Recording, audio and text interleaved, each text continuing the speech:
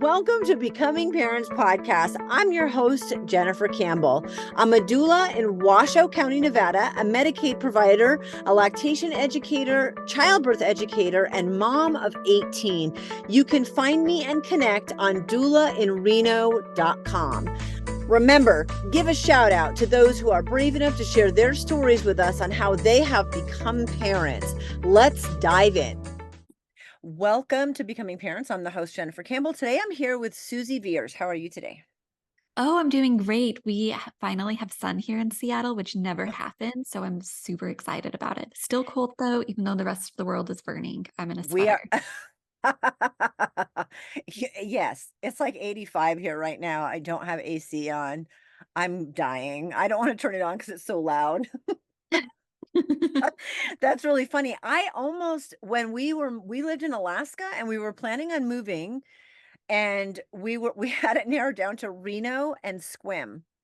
Oh, okay. And I just ballooned myself. Okay. So I we went and visited. We like had 23 places, and then we narrowed it down to those two, which are couldn't be more vastly different. And we went to Squim, and I loved it. And we flew into Reno, and I started to cry. I'm like, it's so ugly. This is not where I want to live. No. We just felt really strongly that this is where we were supposed to live. So 21 years ago, I walked away from Squim, but that's up by you. And Mhm. yeah, weather definitely played a factor. So anyway, that was a weird tangent. Tell me about your parenting journey. Yeah, I feel like my parenting journey has, like probably everybody's, been full of surprises and ups and downs. And we are right now, I'm in one of the places where I feel like, oh my God, I feel like I've reached utopia. Like things are working really well. But it didn't really start that way. My journey started with I had a molar pregnancy first. So if you don't know what that is, it's like you're pregnant, but your placenta is kind of growing cancerously. And so the pregnancy is not viable. And so I had to do a D&C, remove the pregnancy, which was heartbreaking, especially when they call it like an abortion and you're like, but I want this baby. It's just not a viable pregnancy. Mhm. Was very difficult for me. Had like a year's worth of medical conditions after that. Had a very difficult birth with a very easy pregnancy, but very traumatic birth with my daughter Zoe, who just turned 10. And then her sister, I ended up doing a home birth. I had met a friend that was a student midwife after I had Zoe, and she just inspired me to think about birth a little bit differently and to try something different. And I had the most empowering and healing and beautiful experience with Hazel. Um, Mm. Unfortunately, after she was born, I decided to proceed with a divorce because I felt that that relationship was not healthy for me or really my daughters. And it was really rough being a single mom. Then I fell in love again. I met my soulmate, and we share 50-50 custody now, which is sometimes heartbreaking, but also allows me to work, to have moments for self-care, and a lot of really exciting moments, because when you haven't seen your kids for 5 days, it's like, oh my God, you want to see them so badly. And there's no room for, like, when I did all the parenting, I was always at the end of my rope, right? Like, and you just learn when you don't have much time, you have to make a quality, and you don't have time for the short, the fresh to react to all the frustration that kids kind of bring with them. Yeah. So in a Wow. long story short, That was very short. We're going back, but yes, yes. keep going, keep going. No, that's about it. Let's see. My daughter Zoe is a competitive athlete. She's a gymnast. We actually went to Reno. This is so Okay. funny. Zoom screen keeps popping up with I balloons. I know. Um, Sorry. it's okay. My daughter Zoe is a competitive athlete. She's a gymnast, and that has been so much fun for us as a family. This year was our first year traveling for gymnastics. We went to Reno for regionals, my first time in Reno, and then to Anaheim for nationals, where she placed sixth, which just like the pride in my mama heart was like, whoa, so big. And she just turned 6. She may do gymnastics. She's dabbled in dance. I keep trying to get her to try soccer, and she keeps saying no. So we'll see what happens, what her passion ends up being. With Zoe, you had a great pregnancy. A lot of women who lose a pregnancy, and especially your first one right out of the gate. Mhm. And because my miscarriages came after my first one was born, so I knew my body could do it. You know, I'd been through it before. I feel like miscarriage is never easy, but if you've at least experienced something really positive, it's easier. I feel like the women who lose their first pregnancy, that subsequent rainbow baby pregnancy can be really stressful. I want to talk about that, how you felt about that. And did you have to go through any cancer treatment? I did not have to do cancer treatment. It took a good like 6 to 8 months for my HCG to go away. So it was a Okay. conversation that came up as like a potential, but luckily I did not have to do that. Okay.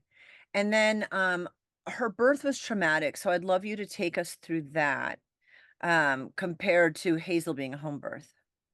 Yeah, yeah. I think you're absolutely right. Like when you go into pregnancy, or when I went into pregnancy after a loss, what I knew about pregnancy was that it could be dangerous and life threatening, and that it could result in a lot of heartbreak. And I mean, my first experience was just so devastating. And I felt I didn't have anybody else that I had been going through the same path as me. All my friends at the time had all um, had pretty straightforward experiences. So I was very, very, excuse me, I'm losing my voice a little bit. I was very emotional, like physically, the molar pregnancy, I was so extraordinarily sick during. And I Mm, had, like, I knew something was wrong. I knew it was normal to be sick. I knew what I was experiencing was way beyond what was normal. And it was really okay. hard to get my voice heard in that. Luckily, when I finally did, I ended up having to like switch practices. Like I moved to a different care provider to get a second opinion because I was like, you are not listening to me. You're saying it's normal to be pregnant, to be nauseous when you're pregnant. But like, I'm literally like, the only food I can eat is Lucky Charms. And I'm eating like maybe a quarter cup a day is what I'm keeping down. Oh my Like, gosh. not like I'm losing weight. I'm like, I remember one time I was like so exhausted. I was driving home from work. I worked in finance back then, and I was like, I could feel myself like falling asleep. So I got off the highway. There was a Walmart there, and I like pulled over and just fell asleep. And I slept there for like 6 hours before I woke up. And I was like, okay, I know that fatigue is normal, but this is not normal. And like there were just so many things that were like, I mean, like the fatigue, the in the first one, the fatigue was like so bad that like, I mean, it would just take over, and I couldn't do anything. It was so like such a strange experience of what was happening in my body. Mm. So with Zoe's pregnancy, I did experience morning sickness, but to the extent where it's like I'd throw up and go to work and I'd be fine, Yeah, but yeah, yeah. and Done. so yeah, like there Right. was a sense of like, oh, this had been my first experience. I would be like really peeved that I was like this sick. But having had that extreme sickness the first time, I was like, it was so reassuring to be like, oh, I'm sick, but in the range of normal sick. So there Yeah. were things that like were actually, I think, made the discomforts of pregnancy okay for me. Yeah. But when it came to like the idea of loss, like that was very scary. And I had done some my ex-husband's family was very naturally minded, and very much wanted me to do, or believed in, like natural births. Like my mother-in-law, who is an amazing person, had done it. And so why can't I? And my family was just the opposite. My family has like no awareness of natural things. And so for me, it was like a big stretch to want to try a natural birth, but I did ultimately take a hypnobirthing class. I'd say I would like 20% in on the hypnobirthing class, not really, um, didn't really like commit to it the way that I did when I had Hazel, where I was like, no, wait, I know that I have all these fears and like worries the work of pregnancy. I'm going to acknowledge them. I'm going to learn how to regulate my nervous system. I'm going to make sure that I'm going into this with like everything that is controllable, controlled. Yeah. But with Zoe, I didn't really feel, I just felt like there was nothing you could do, that it was all chance and all what Mm. happens, happens. And so even in my preparation, it was like, you know, when you like half-heartedly prepare for Yep. something, that's truly what I did. And when my labor started with her, my water broke, which was fine. It was like 11 o'clock at night, a few days past her due date, super excited, was not that worried. I called the doctor, said, hey, trying to do a natural birth. My water broke. Should I come in? Should I stay home? What do I do? And he was like, just stay home for the night, see if contractions start. Um, and he gave me like a list of things to watch out for, which it was fine, right? Went to bed, woke up probably at like 3 a.m. with contractions, not super strong, got on my birth ball, was kind of like grooving, doing my thing, felt okay about it. By about 8 a.m, which is when I was supposed to go in anyways, I maybe should put air quotes around supposed to, Right. because that so subjective with water breaking. You know, I was having, like, I remember walking to the car and there were 3 times, well, twice on the way to the car, and then multiple times going from the car to the hospital where it was like, okay, had to like stop and breathe through contractions, work through them. So what a great sign, right? Like, was Yeah. excited. When I was filling out the paperwork at, you know, you check in, and I hadn't, I mean, this was 10 years ago. I think pre-check was an option, but we weren't pre-check. So I had a lot of paperwork to fill out when I got there, which is like, Really I look fun. back at that, I'm like, oh my God, this is not the right time to be doing No. paperwork. But the nurse looked at me and said, your water broke 12 hours ago. You could have killed your baby. And having gone through that previous experience, yeah, that was my first experience ever with like what I would call now obstetrical violence or coercion. Something that like I now recognize that she was out of line, but those words like hit me to my core, because I had experienced loss, and it was so, you know, like it was a scary thing. Like every day I woke up and wondered, is this pregnancy going to continue? And that was something I had dealt with throughout the pregnancy and the birth. And so after she said that, like, I am not kidding, my labor like stopped. I did not have a single contraction after that. And so they checked us into the room. You know, we tried to get comfortable. They eventually started Pitocin, which was like super, super, super painful for me. And then after that, I got an epidural. But once we hit that 24-hour mark of the water breaking, they suggested a C-section.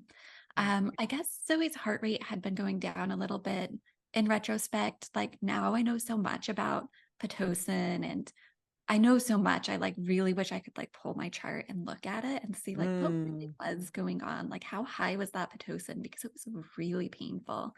Um, but you know, I didn't know any of that. So we went through a C-section. After she was born, I had like crazy reactions to the medication. And then they like swaddled her up, put her next to my cheek, so I could see her for a second. And then they took her, and my now ex-husband left. And then they took me into the recovery room after, and they turned all the lights off because it was the middle of the night. But I was like shaking violently and completely Oh. terrified. And they hadn't told me why they took Zoe away. My understanding was she would stay with me. And I mean, the whole time the whole time I'd been used on the Pitocin, they'd been kind of pointing out, like saying very scary things like, well, her heart rate's coming down. She looks great. She's coming right back up. So we're good to keep trying. But keep in mind what happens if it goes down and it doesn't come back up. You know, I- like different things to like prep me for potentially going back to surgery. But that also, like as a parent that had experienced loss, was like, my baby might not come out of this. Like we might not make it. So it was very, very traumatic in what we went through, like the physical experience, but also the emotional experience was not good. Like, Oh hands my down, gosh. I negative can't wait to experience. talk about this from a different perspective. I love though, I think one thing I love that you pointed out is like your family wasn't that naturally minded. And even though your husband's was, that's so foreign to you. And I don't think women even know what questions to ask. Like Mhm. as a doula, my clients are far from dumb. They're not stupid. They're not there. You worked in finance, whatever, but you've never done labor delivery. You've never done pregnancy before. You don't even know what questions to ask. And I have a super big problem with the words informed consent. We can table that for a minute because I want you to tell me about Hazel's birth 4 years later. What did first of all, in all of that with Zoe, did you know you felt trauma? And did you know that there was when did you realize there was some obstetric bullying? When did you realize that that was really traumatic? Because we can have it happen in the beginning, but sometimes it's like 6 months later or 2 years later, or you hear someone else's story and you're like, it clicks for you. And then take me through Hazel's labor and delivery and all of that. Yeah, I really internalized what the nurse said to me, and I believed that I put my baby in danger for a very long time, even though I had like literally followed my dog. Like, I mean, I was just like, I already was hyper vigilant, and my hyper vigilance like went up. So, like, now having like years of separation, having so much experience in the field, like, I look back at that and I'm like, that was not how that's supposed to go. After I had Zoe, we moved to Portland, and I was part of a nonprofit called Hike a Baby. And one of the women that I met there was a student midwife. And so I Mm, think she was okay. the first person that helped me process like that I did not have respectful care, and that my voice should have been heard in both my experiences. I should not have had to go through like neither of those experiences reflected good care. And so when we would go walking, she would just sometimes share this, not really, she wasn't really telling people stories, but like, how was your weekend? Oh, I went to a birth and this happened and this, like, and I started seeing through the stories that she was sharing just as we were chatting as friends that my story wasn't the only way that birth could have gone, that my experience could have gone. And that even if it did progress to a surgical birth, Mhm. that I could have gotten there with compassion and care and support and love and better conversations where I could have known what was going on. So she really changed my perspective and point of view and opened me up to, I mean, I guess I had had some exposure because I had half-heartedly taken the hypnobirthing class. And like, in the Yeah. hypnobirthing class, they kind of talk about building your bubble of peace. But what I had done was like, okay, I'm going to bottle up my anxiety and not talk about my fears. Whereas the true meaning of that is like, no, you're going to work through this and then you're going to learn to set healthy boundaries. So there was so much learning and growth for me that, um, like now I look back at those experiences and I wouldn't say I'm grateful for going through them, but I am Mm, grateful for learning, like I have had to learn how to regulate stress. I've had to learn how to reach out for help. I've had to learn how to work through difficult emotions. I've learned how to set healthy boundaries. I've learned what it takes for me to be healthy. And I've learned what it means for some to be in like a positive and healthy relationship.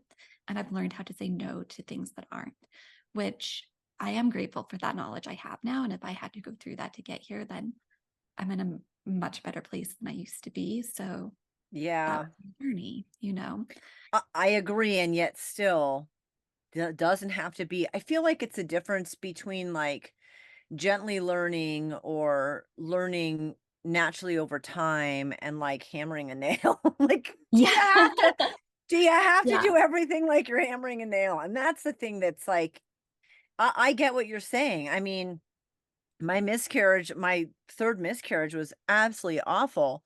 And man, I go through it 10 times because when my daughter went through her miscarriage, I could be there in such a different way that made a huge difference in her situation. I couldn't change mine, but I can change everyone else's moving forward. And so, am I glad I went through it? Not really, but I'm very grateful for the lessons that it taught me and how that allows me to move forward. So, I mean, always, it can break you down or build you up. So that's amazing.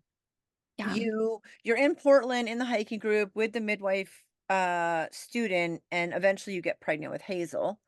Yeah, so actually we moved again, and that's when we ended up in Seattle. Okay. So we were only in Portland for about a year, then we moved to Seattle, and we had been here about a year and a half. My girls have a 4-year age gap, so I guess Zoe must have been about 3, and I was like, "Okay, I think I am ready to try again."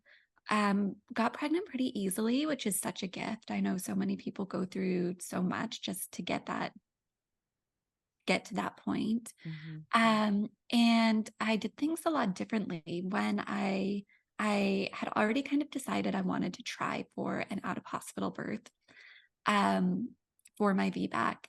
And then I interviewed 5 different midwives, and I know I like it was a very like I knew that the person that I established care with was going to have me and my child and my entire family lives in their hands. And so I really respected that decision as like, this is probably the most important decision I'm making in this experience, is who my midwife is. And so I was very, very thoughtful about that decision.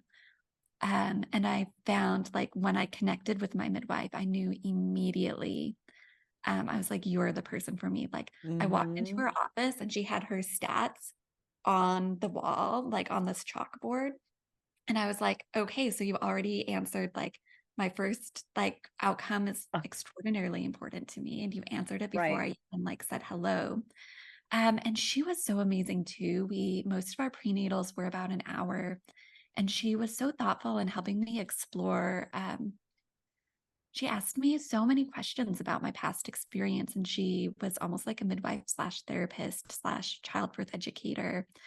And then she also helped set some really strong boundaries because even though my ex-husband had wanted me to do a natural birth, he had not supported me in taking that childbirth course the first time, the hypnobirthing course, which I Mm. think is part of why I only, I say I would say I dabbled with it a little bit, but I didn't have support in actually doing the work. And she, like, one of her boundaries was like, you two go take a childbirth class or I will not take you on as a client. And so because she was so strong about that, and I remember saying to my ex-husband too, um, like you can choose to take the class or not, but because he didn't want to take it for whatever reason. And I was like, but I'm going to tell you this, like, I have to get this baby out of my body. And if you're not there to support me, if you come in with anxiety, if you come in with negative speaking, if you come in with any of the energy that you brought previously, then you won't Mhm. be there. Like I have a job to do and if you're going to show up, you're going to show up prepared. And so he actually did after that point get on board and was very helpful, but it was pretty common for us to be on different pages on what support looked like, which is, why we've separated. But her birth was fantastic.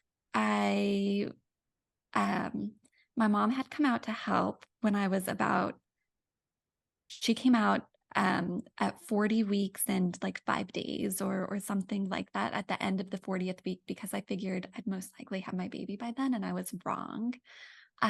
So week 41 came and went, and a couple days went, and my midwife was like, okay, like I can't do a home birth after 42 weeks. We'd have to Mhm. transfer you. And I had done a consult with an OB group, so I knew who my care would be transferred to if I had to transfer for any reason. Like literally my midwife was so good at helping me explore like, what happens in every emergent situation and who's going to help and what would that look like. And for me, exploring all the like what ifs if things go wrong really helped me know like, okay, there's a plan. This is what we do. Mhm. Like now I can focus on being present in the moment. Um, so we did a membrane sweep, and she said membrane sweep and sex, which we did. Mhm. So, and then I went to sleep. Nothing really happened. Then I woke up at like 8 in the morning and I was like, oh my God, I think that was a contraction. And so my labor just, I guess I probably slept through most of early labor. I am a deep Mhm. sleeper. I remember waking up a couple times, but not in the way that I had been before Right. when I was like, I can't sleep through these contractions. So it was just so lovely. My mom came and picked up, actually one of my friends came to pick up Zoe because my mom and stepdad were gone for that morning. And another friend came over and kind of set up the house for like the home birth stuff. And then she left, and then my doula came, and it was the most amazing experience. Like, I got in the tub, I got out of the tub, I went for a walk outside, and eventually, probably at about like 6 in the afternoon. Also, I truly like the thing that I love most about home birth, which people might think is a little bit like crazy, but like once my midwife came, I had my midwife, her assistant, my doula, and then my daughter's father with me, and none of them left the house. Like, to Mm. me, that was like such a big deal because in the hospital, I felt like it was so hard to get attention, and people would like drop in, say things really fast, and leave. And I'd be like, but I still have questions I don't understand. And there was nobody really had time for me. Mhm.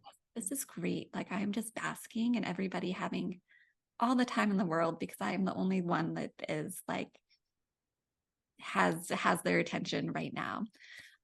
Which I like, for me, that was so comforting to have so many people there. And they were really good about like, my midwife was of course monitoring, and my doula was there when I needed her and gave me tons of space when I was like kind of like in labor land and wanted space on my own. She at one point did this like hip massage release on me, and I literally fell asleep for an hour in the middle of labor, which was like, I would not have thought that was possible. And about 6 o'clock, my midwife did end up breaking my bag of waters, and I went pretty much immediately into transition after that. So I Mhm. got in the tub. And then I had to push for a really long time. I pushed for about 4 hours. Hazel ended up being a 10-pound baby, which I had no idea. Nice. Uh, Wow. I know she's huge. Uh, Jeez. she was huge. She was so cute with like all the little rolls, and she Oh. was just so, so sweet right from the beginning. And I just remember like the last push, my midwife was like, okay, this is the one, she's coming. And so I pushed, and she kind of did this like little scoop motion and put her right on my chest, like no delay. And I just remember watching her and just like, it was like time stood still, like watching her take her first breath. And my midwife was like, okay, you need to pat her back, like just whispering really quietly in my ear. There was like this Ed Sheeran song playing in the background. And it was just like so peaceful and so quiet. And so I guess like maybe because I'd been through so much trauma and because I had put in so much work to prepare, like, I would say it was an intense experience, but I never look back at that experience and never thought in that experience, like, oh, this is painful.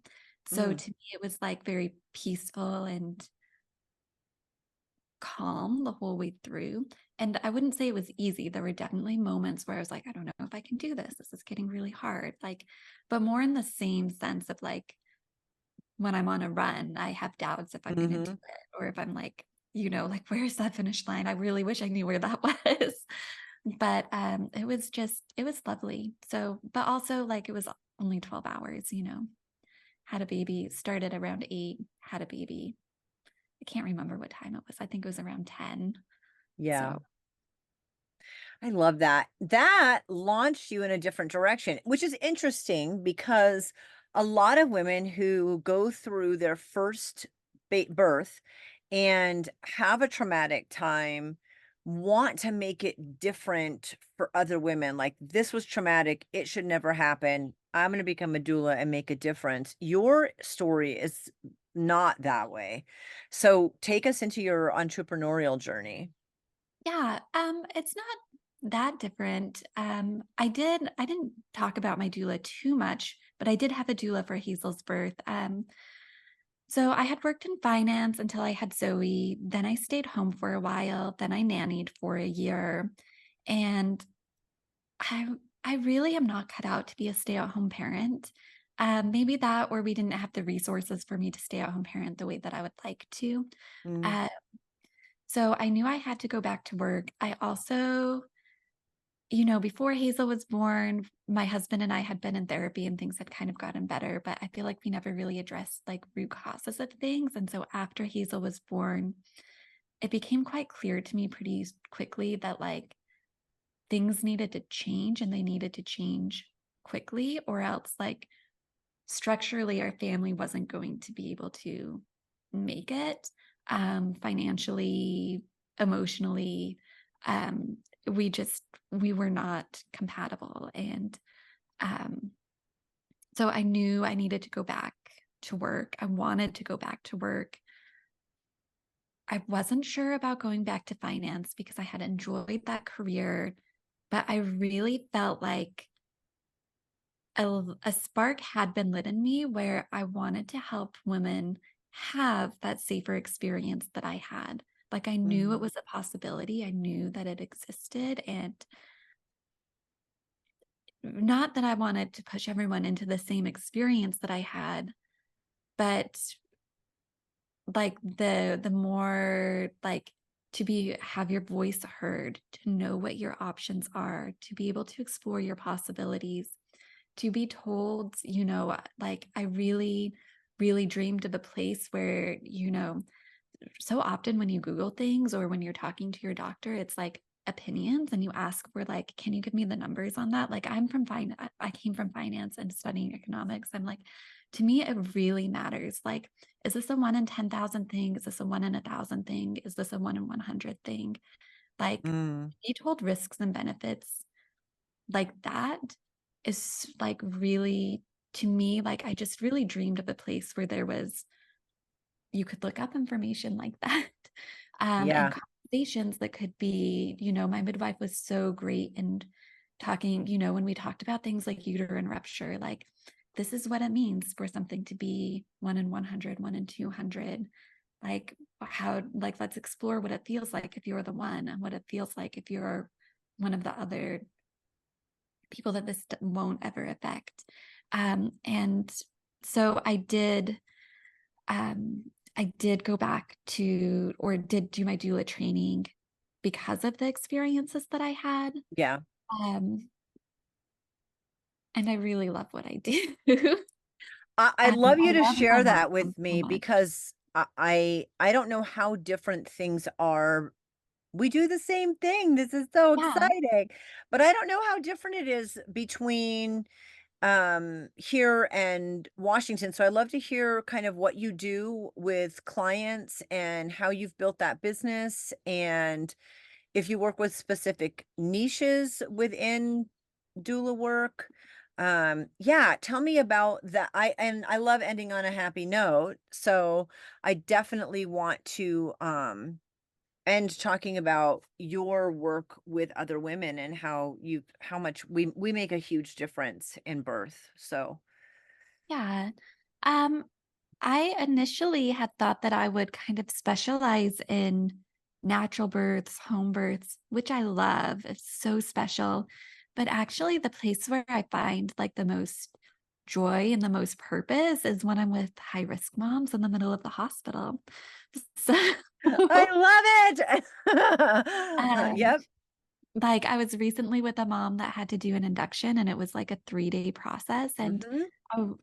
like when you're at the hospital for 3 days, no one's like, oh my God, I love being here. But I was like, this is why I was here because it's so important. Like the anxiety is going to pop up and it's probably going Mhm. to pop up like when you get the courage to say something might not happen at the moment when someone's in the room. And as a doula, you're just always mostly always there. So it's like, Yep.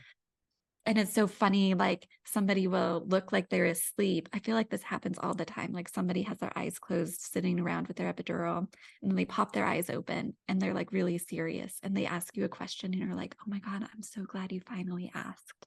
Like I've been sitting here waiting for you because I know that you're worried about something.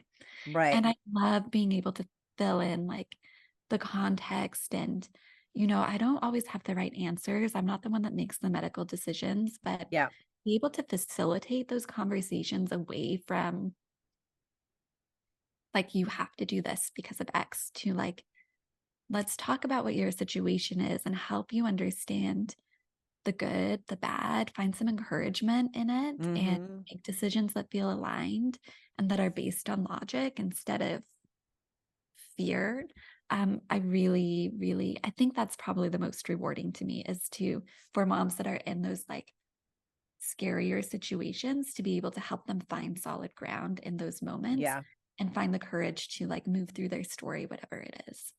I always thought like the worst case scenario in my mind is someone who planned a home birth, gets transferred and ends up with a C-section because you're going from what their best case scenario is to the thing that they want the least, right? Right. So in that situation, how can you move through it so in the end they feel so great and empowered by that C-section Hmm. and not devastated that they didn't get because it definitely when you're navigating especially high risk or hospital and look, our hospital rate for C-sections are 24% and I don't think they should ever be over 10. So I know Right. that And there's a some of lot of ours are like C-sections. 35%. Oh, we've gotten ours down to It's 24, insane. which is great. Yeah. But Good. still, like, there's a lot of medical intervention that doesn't need to happen, is what that is Mhm. telling me. But as a non-medical provider, I'm not the one that can say, this one is not medically necessary, but this one is. I mean, like, it's hard for us to navigate through those situations to figure it out. And so I love that you do this. Yeah, it's really fun. Um, and it's so rewarding because I feel like it doesn't matter like what your birth story is. Birth is kind of designed to take us to our edge, and then we find our strength when we're beyond that edge that we thought we Mhm. had. And I feel like that's where like the support and encouragement really becomes the most impactful. Like I do love natural birth and I do feel like it is so beautiful. And I hope more moms like have the courage to like properly prepare for that and pursue that Mhm. path because it is so incredibly rewarding. Um, but I also like, I don't know, like I look back to who I was when I had Zoe. And although there was a lot that happened to me that should not have happened, that should not Yeah. have happened. Um, like there is like people that talk about like manifesting and aligning and calling in an experience. Like I wasn't ready to do any of that, right? Like I came into a provider that had a ridiculously high C-section rate and thought, I'll be fine. I didn't realize how important my decisions were. Yeah. Um, and so when people are in that space, I'm like, I just love meeting people where they are and helping them take that next step. So if Yes. yeah, Yeah. I mean, really, because when you're dealing with somebody that's never had a baby before and never, they don't even know what questions to ask, you're guiding them through recognizing what the questions are and then coming to their own decisions from an educated, I mean, we could do, you do childbirth education also, and I can do this, give the same information to 10 people and 3 of them are gonna be like, "Yeah, I want that epidural," and 3 of them are gonna be, "I absolutely want it natural," and 2 of them are not, you know what I mean? Like, yeah, the information's the same. It's figuring out where they're at and them making these educated, informed decisions based on their body, their family, their baby, their desires, mhm, and, you know, but and yet still encouraging them to think outside of that box, even when they've come to that decision. Like, you want the epidural. Can we talk about how long we can go before we have that epidural? right, There's so much in it, so much, mhm, but in that helping them find their power. right. You know what I mean? It's such a beautiful thing to help them have their power. So oh, I could talk to you all day, Susie. I know we'd have so much fun. I know. I'm like, I've got to go to Seattle now. Hang out with other doulas and that are in a different place.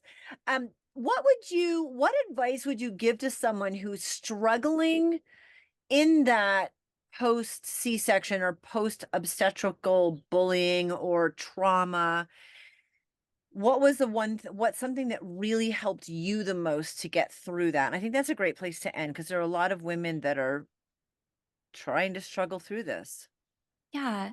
I think it's really, really important for everybody to go get help after a birth, like go talk to somebody, a professional about it, because it took me years to recognize one, what happened, but also some of the things, characteristics that I carried with me through that first year with Zoe. I had a lot of postpartum depression. I had a lot of Mm. hypervigilance. I was very scared and very vulnerable. So when people say things to us, it changes our experience. And so if you're in a place where and one of the things that I see with my clients is that it seems like we have this mindset, and I definitely had this mindset too, if I have to get to a certain place where I'm good enough to go get help, right? Where we should be reaching out to that therapist. We should be reaching out to, I specifically think therapists are so like, I naturally stumbled upon people who filled that role until